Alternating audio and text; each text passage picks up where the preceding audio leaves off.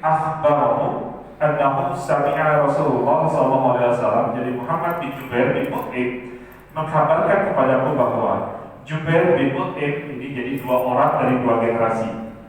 Ya. Muhammad bin Jubair bin Mut'im ini adalah putra dari Jubair bin Mut'im.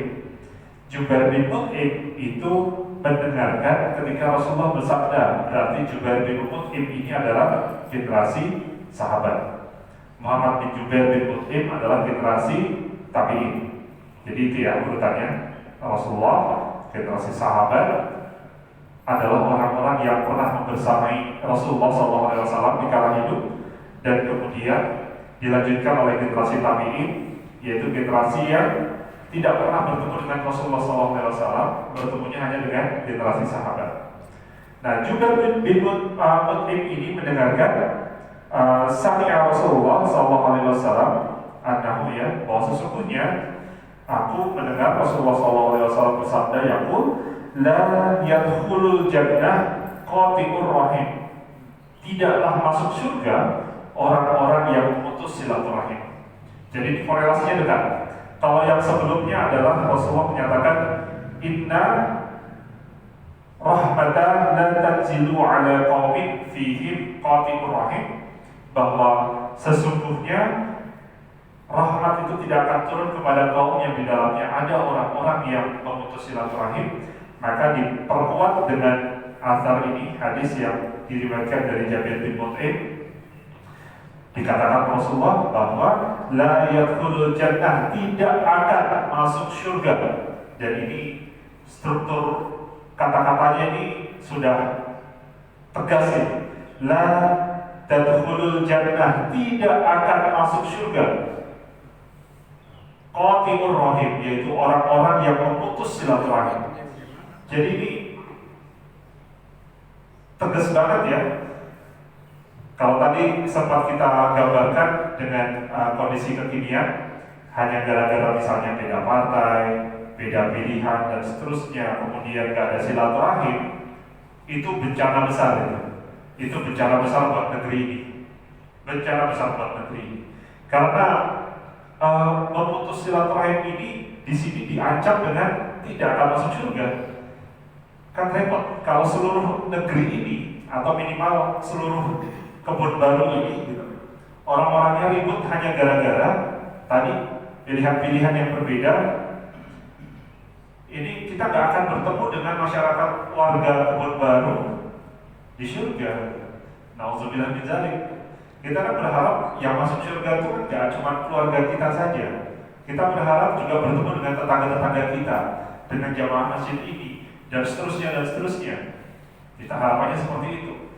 Repot nanti kalau akhirnya ujung-ujungnya hanya gara-gara telah gitu. Kalau di Jawa itu adalah ada istilahnya cerah agawe bubrah, mungkin kalau ada orang Jawa. Cerah agawe bubrah. Jadi cerah bersilang sengketa untuk hal-hal yang sebenarnya tidak urgent, itu akan membuat bubrah masyarakatnya itu jadi tidak terputus, silaturahimnya. Nah, jamaah sekalian rahimakumullah, ini di sini ancamannya adalah surga. Jadi Imam Nawawi itu menyampaikan terkait hal ini, bahwa yang dimaksud tidak masuk surga, la tadkhulul jannah, itu adalah orang-orang yang menghalalkan uhilla qati'ur rahim, yang menghalalkan upaya untuk memutus silaturahim. Jadi kita lihat ya, kalau di sosial media itu ada buzzer. Kadang-kadang kita mendapatkan broadcast di WhatsApp dan seterusnya yang seringkali kita belum sempat baca sampai selesai sudah di-forward. Terus yang baca mantel, bergemuruh hatinya, bergemuruh dadanya. Ini Pak, ini ternyata ya, dan seterusnya. Udah gitu dia forward lagi, tambah mantel lagi, dan seterusnya. Akhirnya ujung-ujungnya adalah dia nih ya, kalau dulu istilahnya sekarang sudah gak ada, mudah-mudahan kadrun ini, wah ini kampret ini, dan seterusnya. Kalau ketemu mukanya itu udah bawaannya sinis. Nah ini nih, gimana bisa masuk surga kalau wajah-wajahnya kita ketika bertemu bukannya senyum, Kata Rasulullah SAW juga menyampaikan tabassumuka fi wajhi akhika shadaqah. Shadaqah yang terkecil di sini adalah senyum. Sedekah harta itu yang lebih urgent, sedekah yang terkecil, yang tersederhana itu adalah senyum. Nah, ketika orang-orang sudah bersilang sengketa bawaannya itu mantel, senyumnya juga udah gak ada. Bagaimana mungkin itu masuk surga? Jadi ini yang menghalalkan upaya untuk memutus silaturahim, yang mendiamkan aktivitas-aktivitas yang memutus silaturahim, itu termasuk yang dikatakan oleh Imam Nawawi disebut sebagai menghalalkan tindakan qati'ur rahim, memutus silaturahim. Jadi ngeri juga ya, ngeri juga. Kalau kita tidak benar-benar menjaga silaturahim di antara kita, ini urusannya tuh bukan hanya di dunia gitu. Nggak bisa diselesaikan dengan pindah rumah. Wah, kebun bangun udah nggak kondusif lagi. Pindah ke kebun bawang. Kebun bawang nanti nggak kondusif lagi, pindah lagi ke kebun karet. Kebun karet nggak kondusif lagi, akhirnya kebun tetangga. Nggak selesai di dunia, karena itu bisa sampai ke akhirat. Repotnya adalah tadi udah pindah dari kebun baru ke kebun bawang, ternyata di sana ada satu famili dari tetangga kita yang di kebun baru. Ketemu lagi, oh kamu tetangga yang saudaranya si itu ya? Ya Allah, dia itu betul-betul ada musuhan lagi, nambah musuh lagi. Nggak enak. Jadi kita harapan kita itu benar-benar hati di antara umat Islam sesama Muslim, paling minim ya, paling minimal itu adalah hati-hati di antara sesama Muslim itu dipenuhi dengan rahmat, dipenuhi dengan kasih sayang. Dan itulah salah satu hikmah kenapa ketika kita bertemu dengan sesama Muslim, yang disunahkan adalah mengucapkan salam. Assalamualaikum, salam sejahtera. Assalamualaikum warahmatullahi wabarakatuh. Semoga kasih sayang Allah, rahimnya Allah, rahmatnya Allah, Allah hadirkan kepada, dan keberkahan pun hadir untuk. Ini kan bahasa yang menyambung silaturahim. Jadi kita mungkin mulai sekarang kalau menyapa kawan kita jangan hanya sekedar Assalamualaikum gitu, cuma gitu doang. Assalamualaikum warahmatullah, gimana, sehat, langsung salam, disapa, dijabat tangannya dan seterusnya. Karena ini menyambung hati, sentuhan kita ke bahu, sentuhan kita ke tangan, itu menyambung hati orang-orang yang terpisah oleh jalan. Nah, dilanjutkan ada asal berikutnya yang terkait dengan dosa memutus silaturahim, bahwa akhbarni Muhammad ibni Abdul Jabbar, jadi dikabarkan kepada Muhammad bin Abdul Jabbar, ia berkata, qala sami'tu Muhammad ibni Ka'ab anahu sami'a Abu Hurairah yuhaditsu an Rasulullah sallallahu alaihi wasallam, bahwa Muhammad bin Ka'ab ini mendengar bahwa Abu Hurairah berkata, ini sanadnya ya. Jadi sanad itu dari yang pertama Abu Hurairah, kemudian Abu Hurairah ketika menyampaikan sabda Rasulullah ini didengar oleh Muhammad bin Ka'ab. Kemudian Muhammad bin Ka'ab menyampaikan kepada muridnya, yaitu Muhammad bin Abdul Jabbar. Muhammad bin Abdul Jabbar. Jadi ini sanadnya. Muhammad bin Abdul Jabbar mendengar dari Muhammad bin Ka'ab, Muhammad bin Ka'ab mendengar dari Abu Hurairah, Abu Hurairah mendengar Rasulullah SAW bersabda, Inna rahima syadnatun minar rahmah. Jadi rahim, sesungguhnya rahim itu adalah akar dari Allah yang Maha Rahman. Yaqul ya Rabbi, kemudian berkata ya Rabbi, Rasulullah kemudian berkata ya Rabbi inni zulimtu, ya Rabbi, sesungguhnya aku ini dizolimi. Kemudian berkata lagi, Rasulullah bersabda lagi, inni qati'tu, sesungguhnya aku sudah diputus. Kemudian berkata lagi, inni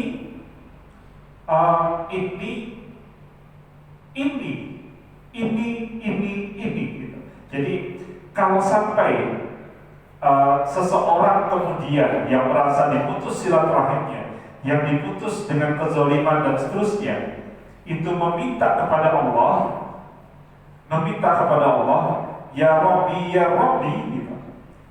Fayajib Tuhan, kemudian Allah akan menjawab, ala tardoina an aqta'a man qata'ak. Apakah engkau mau jika aku putus orang-orang yang memutus kalian? Wa asila man wasalak, dan aku sambung orang-orang yang menyambungmu.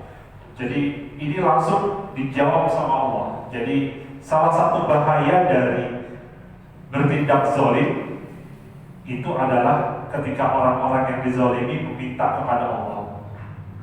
Jadi jangan sampai kita berbuat zalim.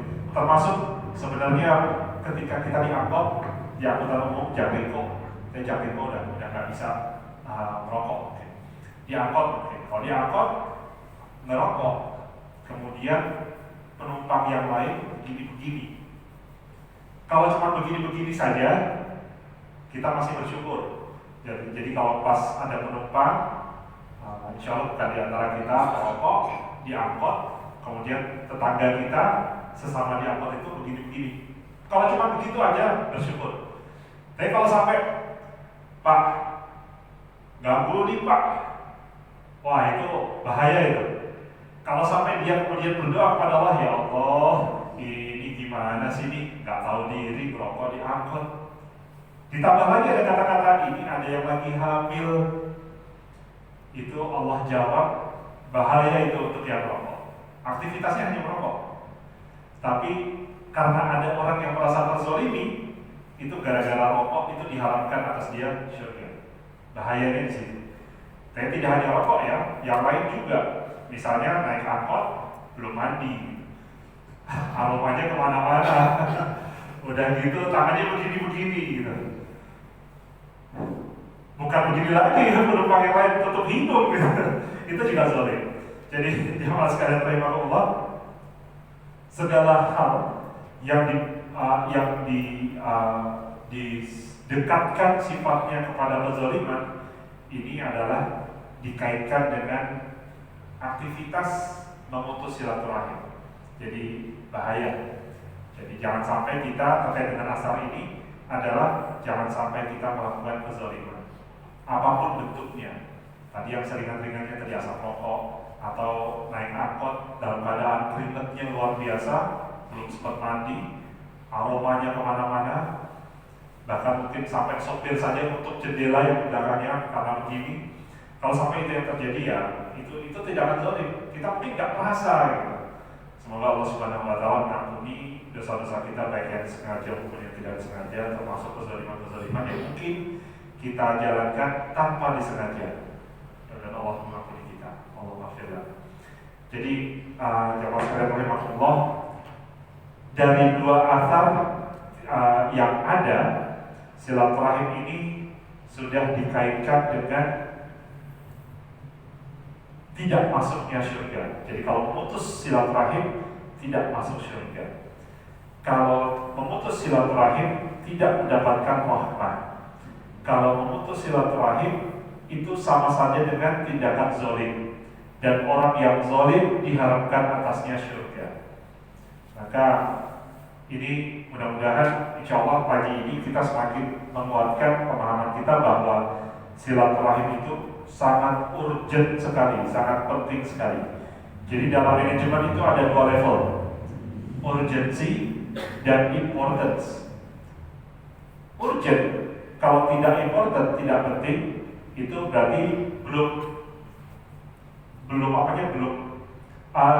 memenuhi syarat untuk benar-benar harus dijalankan kebijakannya saat ini juga. Important, penting, tapi tidak urgent. Urgent itu mendesak, maka juga tidak harus masuk skala prioritas untuk dijalankan saat ini juga. Tapi dalam membuat keputusan, policy making atau decision making itu harus memenuhi dua syarat ini: urgent, mendesak, dan important, penting. Jadi misalnya dalam mengelola masjid, kita bikin ini yuk, Nah, dianalisis dulu, urgent nggak, important nggak. Kalau nggak, kita masukkan ke level yang berikutnya. Jadi ini tata kelola manajemen. Dan ini juga digambarkan di dalam asal-asal hadis yang baru saja dibacakan, bahwa urgency dan importance, kemendesakan segala sesuatu dan pentingnya segala sesuatu menjadi prioritas yang tinggi. Prioritas kita adalah menjaga silaturahim, karena dengan menjaga silaturahim, Allah akan menurunkan rahmat, Allah akan memasukkan kita kepada surga, dan dengan upaya kita menjaga silaturahim, secara tidak langsung kita menjaga diri kita dari segala aktivitas yang mengarah kepada kezaliman. Satu lagi, insyaallah, asal yang berikutnya yang masih terkait dengan larangan untuk memutus silaturahim. Jadi hadatsana Sa'id ibni Sam'an. Jadi mengkabarkan kepada kami Sa'id bin Sam'an bahwa beliau berkata, sami'tu Aba Hurairah yata'awwada min imaratin as-sibyan was-syufaha, bahwa Abu Hurairah berlindung dari berkuasanya anak-anak kecil dan orang-orang bodoh. Jadi ini yang mengatakan Abu Hurairah, ya, Abu Hurairah berlindung dari berkuasanya Abu Hurairah yata'awwada min imaratin, jadi berlindung kepada kekuasaannya as-subyan was-sufaha, yaitu dari anak-anak kecil dan orang-orang bodoh. Kemudian faqala Sa'id bin Sam'an, berkatalah kemudian Sa'id bin Sam'an. Jadi ini kira-kira Sa'id bin Sam'an ini generasi apa? Tabi'in atau tabi'in? Tabi'in, ya, karena mendengarnya dari Abu Hurairah.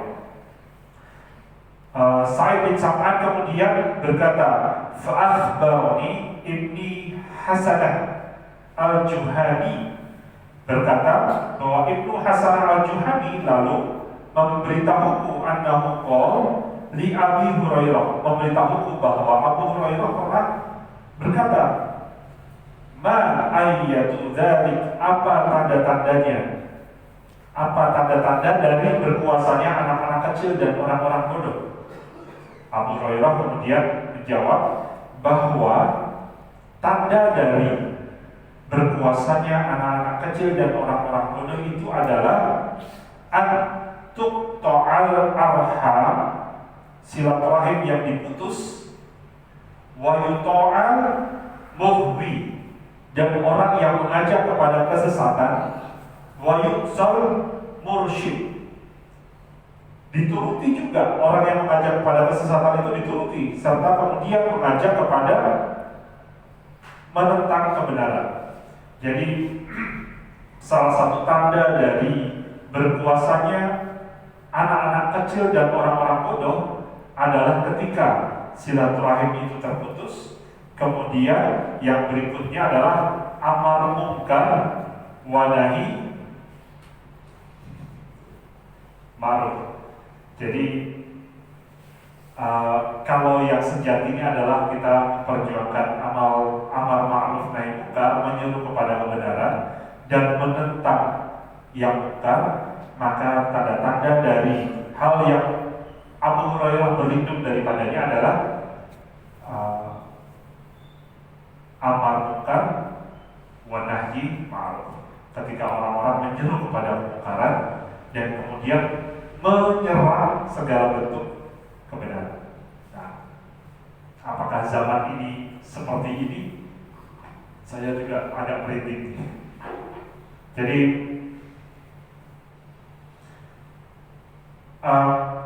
tanda-tanda dari ketika silaturahim ini terputus, maka ini menjadi tanda-tanda diangkatnya rahmat dari sebuah negeri. Jadi saya ulang kembali bahwa Abu Hurairah berlindung dari sami'tu Abu Hurairah yata'awwada min imaratin subyan wasyufaha. Abu Hurairah berlindung dari berkuasanya anak-anak kecil dan orang-orang bodoh. yang tanda-tandanya adalah terputusnya silaturahim, kemudian orang-orang berlomba-lomba untuk beramal munkar dan juga bernahi ma'ruf.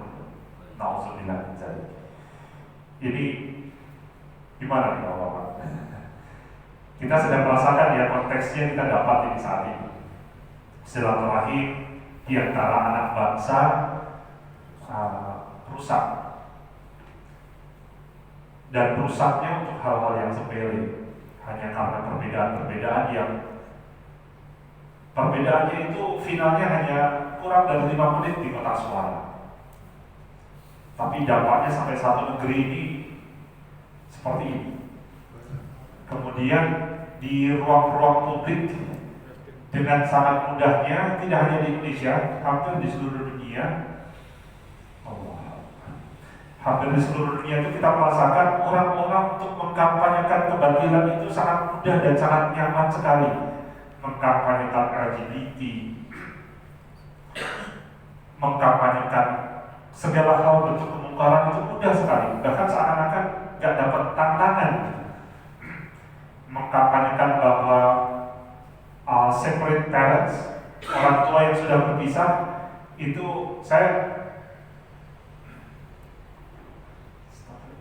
jadi di beberapa tempat di Jakarta juga, dan karena saya sering di Bandung, setiap pekan itu Senin sampai Rabu di Bandung, dan sering hadir ke beberapa sekolah, itu saat ini merasakan dan melihat orang tua yang sudah bercerai demi anaknya dengan kata-kata, demi anak saya, kami menjemput anak saya itu berdua. Udah cerai, tapi masih akur. Saya beberapa kali bertanya kepada mereka, Pak, Bu, jadi Bapak Ibu sudah cerai? Iya, kita sudah cerai, sudah berpisah Pak. Gitu. Cuman biar anak-anak kami ini melihat kami tetap akur, tetap baik, ya kami kalau nganter pagi bareng berdua, belanja bareng berdua. Dan terus ngapain cerai? Terus ngapain cerai? Ya kami sudah nggak cinta lagi. Kalau nggak cinta gimana bisa punya anak gitu loh. Dan repotnya itu bukan anak pertama, anak kedua, anak ketiga cerai, ya Allah. Begitu mudahnya. Padahal Pak, Bu, Bapak Ibu ketika sudah bercerai itu haram loh bersentuhan. Musafaah itu menjadi haram. Bapak sudah bukan, Bapak dan Ibu ini sudah nggak punya hubungan lagi gitu. Ya kan baru talak satu Ustaz. Ya Allah. Tapi gak cuma itu, ada juga orang-orang yang masing-masing sudah menikah lagi, masih mengantarkan anaknya di usia SD, ini anak kelima, usia SD, diantarkanlah ke sekolah. Ini Bapak Ibu baru aja cerai, sudah lama gitu. Ini anak saya ini lahir gak lama, kemudian kami bercerai. Terus sekarang ya kami bisa rumah karena saya sudah punya istri, istrinya sudah, ibunya juga sudah punya suami.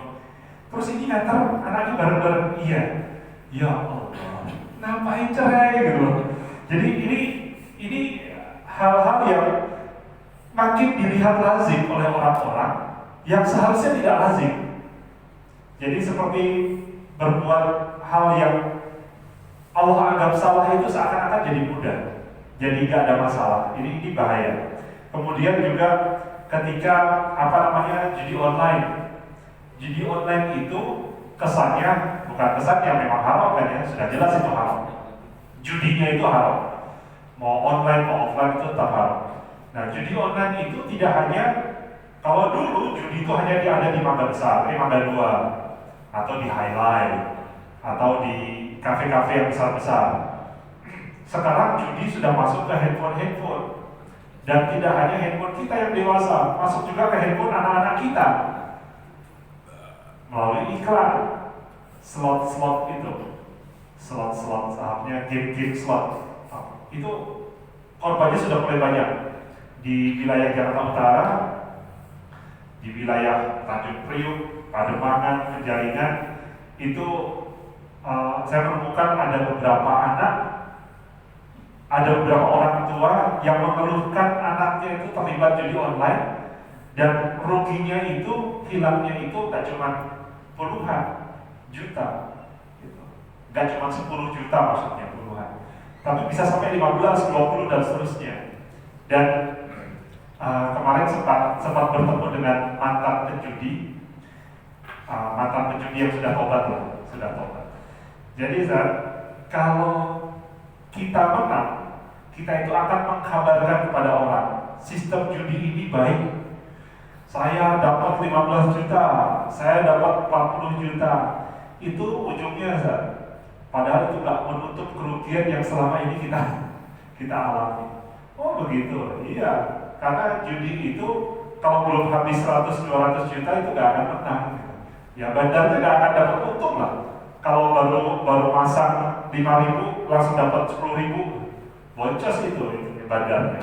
Ya itu logikanya. Jadi dan sekarang kondisinya adalah anak-anak kita sangat mudah untuk mengakses itu dengan tampilan game, dengan tampilan game. Jadi kemarin itu ditunjukkan nih game-game slot yang ada.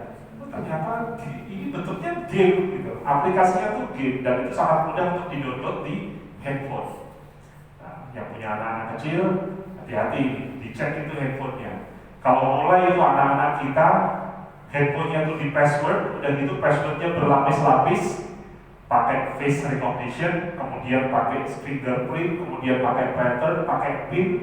Kalau udah sampai seperti itu gitu, itu pasti ada yang disembunyikan. Salah satu adab di dalam rumah tangga kita adalah ada keterbukaan. Jadi harapannya anak-anak kita pun terbuka dengan orang tuanya, orang tua pun terbuka dengan anak-anaknya untuk hal-hal yang tidak perlu dihijab, suami dengan istri pun seperti itu. Jadi jamaah sekalian rahimahullah, ini ya terkait dengan asar yang ini kita merinding sendiri sebenarnya. Beramar menyeru kepada kesesatan, amar munkar, dan juga nahyi ma'ruf, menentang kepada yang seruan-seruan kebenaran. Ketika ada seruan-seruan untuk mengarahkan kita, mengajak kepada kita sedekah, mengajak kita kepada memperbaiki kondisi masyarakat dan lain sebagainya, itu justru ditentang. Nah ini salah. Jadi itu menjadi tanda-tanda bahwa yang berkuasa itu adalah as-subyan was-sufaha, anak-anak kecil dan orang-orang muda. Nauzubillah min dzalik. Dah cukup. Ada pertanyaan mungkin? Ada yang mau ditanyakan? Nih ya Allah, saya masih merinding.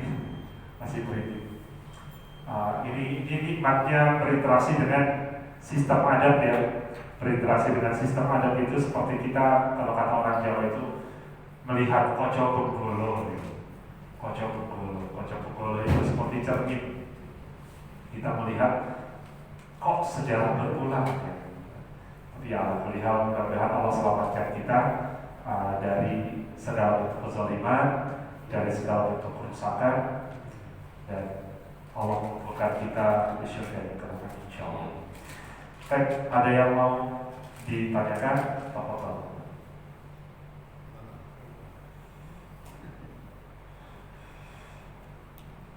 Sekarang kita agak kurang mendengar dari antar sekolah, kadang anak-anak sekolah itu sering gerakan itu Tawuran. Ya, alhamdulillah sih di zaman sekarang tawuran itu gak gampang. Kalau dulu tahun 90-an, tahun 2000-an itu tawuran bawa gesper. Gespernya ujungnya dipakai gear sepeda atau gear motor. Begini-begini gitu. Itu dipocong, kemudian anak kapal, hang tuah dulu seperti itu juga, budut, taksis, dan coretan-coretan di jalan-jalan tuh, taksis, budut, kapal, captun. Nah ini anak Jakarta beneran nih. Terus dia masuk ke arah Matraman, di sana ada anak berlan,